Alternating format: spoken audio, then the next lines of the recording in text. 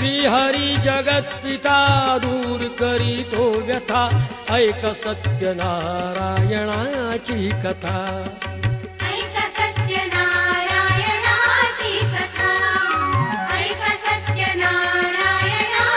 कथा मुलकामुक राजा होता महाथोर तयाची पत्नी होती सुंदर नदी किनारी एकदा त्यांनी घातली महापूजा दोघांनी आली एक नौका त्याच मार्गानी नाव भरलेली पूर्ण द्रव्यानी होती व्यापारी साधू बाण्याची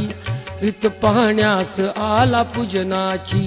उल्कामुख त्यास बोले ऐकावे व्रत नारायणाचे आचरावे मनोइच्छित फळ मागावे चरणी